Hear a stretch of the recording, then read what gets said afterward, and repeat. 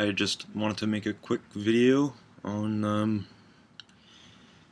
gym class, team mentality, balance, and coordination. Which sounds like an odd mix of things, but they're pretty intertwined. Um, when I was younger, grade 1 and 2, and even SK, I loved gym class. And gym class back then involved games like tag and hide and seek, stuff that gave kids the exercise but were relatively fun games. And I always liked those types of games. I was a pretty good runner. In fact, I was probably more self-confident while running than walking. Um, but anyway, I remember specifically it was a day in grade 2 that we decided to play soccer. And the teacher is, we're all sitting down, the teacher's at the front, and he's explaining the rules of soccer. And everyone seems to get it. Everyone seems to, hurry up the teacher. Like, yep, soccer. Yeah. Right. Of course, the rules with the goals. Yep. Like, come on, let's play. Come on. Like, this is a waste of time. Everyone knows how to do it. Basically, that was kind of the implied mood. Except I was kind of left bewildered. I was 5 steps behind and completely misunderstanding the rules and the purpose of the game itself. Even though tag and hide and seek didn't really have a purpose, it was fun. It was didn't involve teams really, and so even in grade 2 before that soccer day, games like Octopus were, I really enjoyed. The only thing I didn't enjoy is, since the gyms were very big, the kind of reverberation of voices and sounds was really intense. But I put up with it. Because tag wasn't necessarily a very loud game. But after that soccer game, after we got split up into teams, and the game started, everyone started screaming. Everyone started talking about, pass the ball, pass this ball here. And I was just, I was pissed off. Like, why shut up. I don't understand why you need to talk in the game. And so it's not only that they were talking, but they're saying really stupid things. Like, and that totally screwed up any kind of rules that I learned, because here were other team members asking asking team members on the opposite team to pass the ball, but they were on the opposite team, so I don't understand why they would be asking to pass the ball on the opposite team. I didn't really understand the goals and left and right goals. I often got mixed up with that. But I remember the first thing I thought. I was kind of in shock. I was just standing there when everything just started. I thought that everyone had a script, and I was left without the script. I said, "Where's the script?" It sounded like everything was so preset, and everyone just got it off the bat, like inherently. And I was just left, like, this is ridiculous. So I immediately hated it, because once again it was more of a team mentality. It wasn't just you ignoring other people, and they didn't really have much to do with the game. Like when tag, they're just other things that you're running away from. It doesn't matter that they're people. They're just things that go and get you and tag you, right? So, but it was very different supporting other members of the team. So I remember the next day at gym, when they were choosing team members, I just got up and sat on the side of the bench. But I was fine, and I had respect for the teacher. I liked the gym teacher. So when he came over and asks, that you have to play, but it was very logical for me that I didn't like the game. But I had respect for the gym teacher, so I wasn't. I didn't show any attitude. It was more like, "Oh no, don't worry, just go on. Just go on, play. I don't like this game, but please, that's fine. It's fine. So." But I didn't realize that. Like, I kind of took it lightheartedly. It was like oh no, I have respect. I have respect for you, but I don't really like this game, so I'm not going to play. So it made a lot of sense for me. And then years later, now I'm being forced to play the game. But I always managed to get out of it. I probably sat on the side lines. I just went right to the bench, probably until grade 9. Every gym class, I would just get up and sit on the side. But they couldn't fail me or get me into trouble because I never showed attitude. I was never mean to them. The gym teachers, I'm saying, because I was a nice kid. I was well mannered. I was quiet. They couldn't fail me. It's different from classes where you're taking tests and you're graded. But here was this kid that was very very polite for me, very polite to me, and had a lot of respect. And yet he's sitting on the sidelines and just, I just prefer not to play. Just don't worry about it. Keep on going. The only sports I liked were elimination and scooter hockey. So elimination, I was always the last person. I was really good at elimination, but I chose to ignore some rules and follow others. So with elimination, I looked at it like tag, and I was just concentrating on the ball. People were essentially vehicles for kicking the ball around and trying to get other people out. So I didn't think about the people. I was literally staring at the ball the whole time. So it was almost like if people represented the paddles in the pinball machine. They weren't really significant. They were just there to move the ball around. So they weren't contributing anything.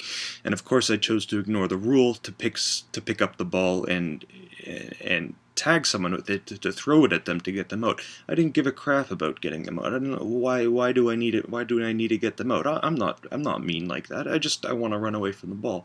So I was always probably the last one. And of course, if there was one person, he just throws the ball at me, and I'm out. But people got pissed off because I just chose to completely ignore the rule of let's pick up the ball and try to get someone out. I didn't really care about that.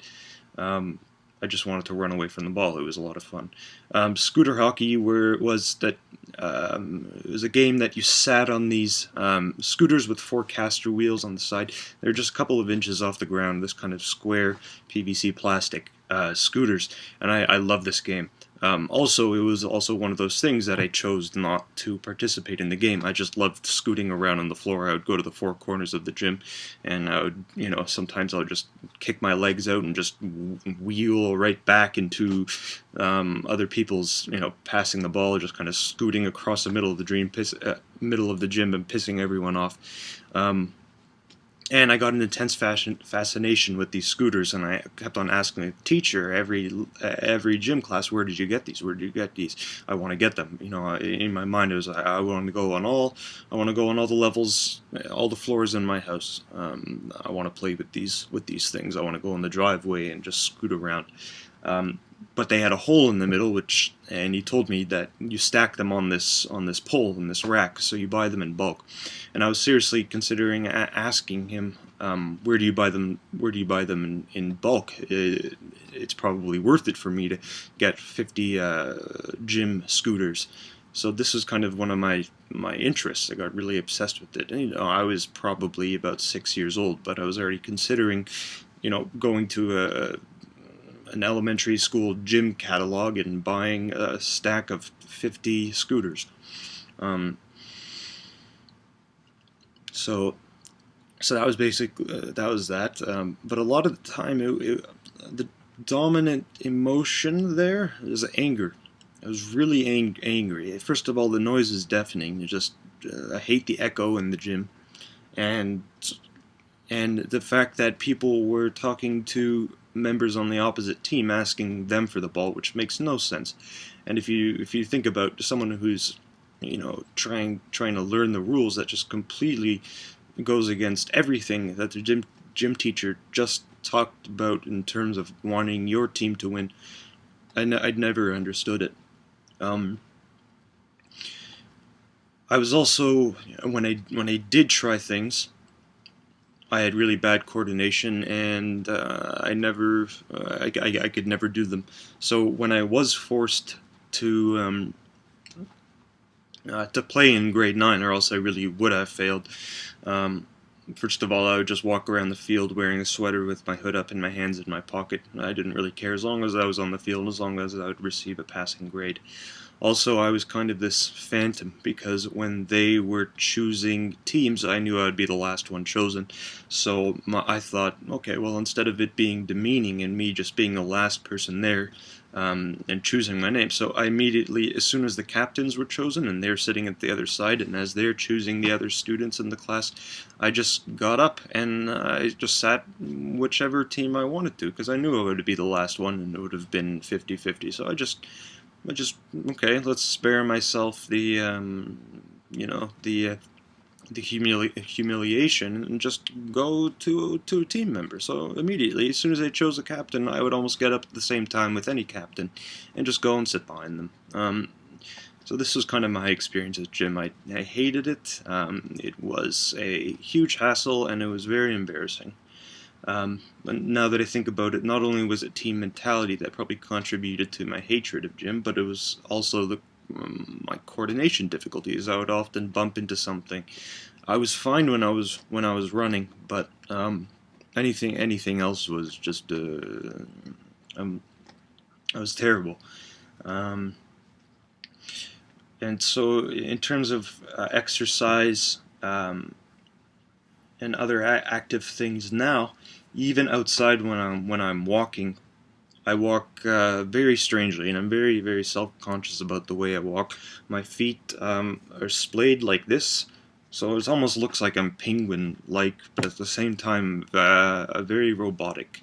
Um, and I think my feet are like this because I learned that my balance isn't very good, so I'm kind of increasing my surface area with my feet, so I have a little more, I guess, leverage or stability, because if your feet are like that, that they can tilt easily. But here, they're kind of restricted. You're touching more ground, so my feet are kind of splayed when I walk like that. I also don't know where to put my hands when I'm walking. I look at other people and see their arm swings. If I were walking by myself, I would be very stiff, hunched over, and my arms would be completely at my side. I wouldn't be moving them. I don't really see the purpose of why people swing their arms. And but when I do imitate the people ahead of me when they're walking.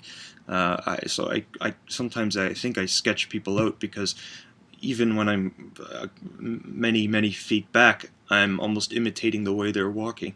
And I've noticed that if people are behind you and they're walking in your step, your feet are kind of in sync, right? You get kind of this personal invading personal space, and so you could tell that people are watching you. You get this kind of I feel like this kind of pressure, like I know that people are concentrating on me when their walking is completely in step with mine. And when I'm listening to music, I'll test it by walking to the beat of the song, and if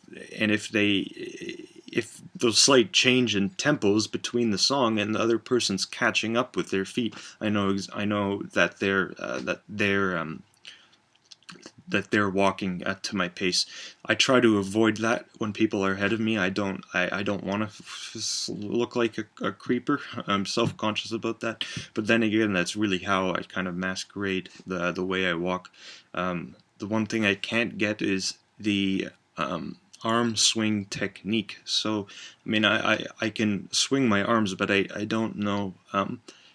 Like, are they in anti-phase with my legs? Like, are my arms swinging with me putting my leg forward to the next step, or is it opposite? Or is the right side of my body, is the right arm swinging backwards as the right foot is swinging forwards, and then vice versa?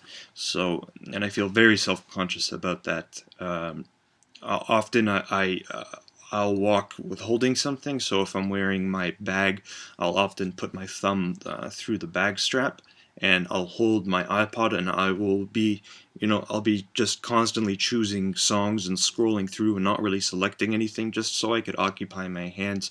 And I look ahead every now and then to see if I'm going to walk into something, but I always hide my hands. I'm always occupied with something, just so I don't have to do the swing thing, because I really look like my limbs are made of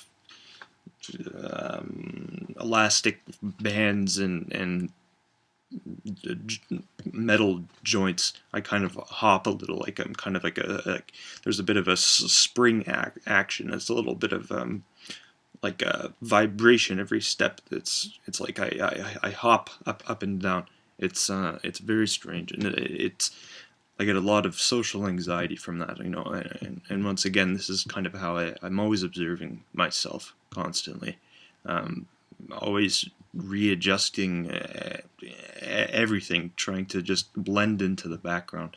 Lately, I've become better at it, and I just don't give a crap anymore. I mean, I'd like to say don't give I completely don't give a crap how I look when I'm walking, but that's definitely untrue, and I'm always thinking about it when I'm walking down the street.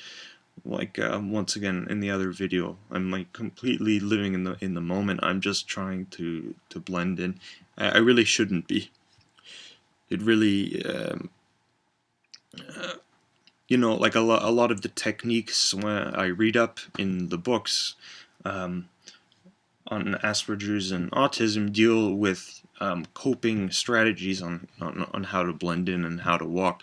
But for me, I think it's the social anxiety from my Asperger's is built up to such a point where I'm overcompensating. I'm using those techniques so much so that they're causing me so much anxiety. Um, so to be honest, I need to do the opposite of what the book is telling me. I need to dumb it down a bit. I need to relax more. And that's been the toughest things for me to do, because I was diagnosed so late. And because of that, I've built up this whole repertoire of these coping strategies that cause me a lot of anxiety day to day. And I'm not really agoraphobic or anything, but to be honest, I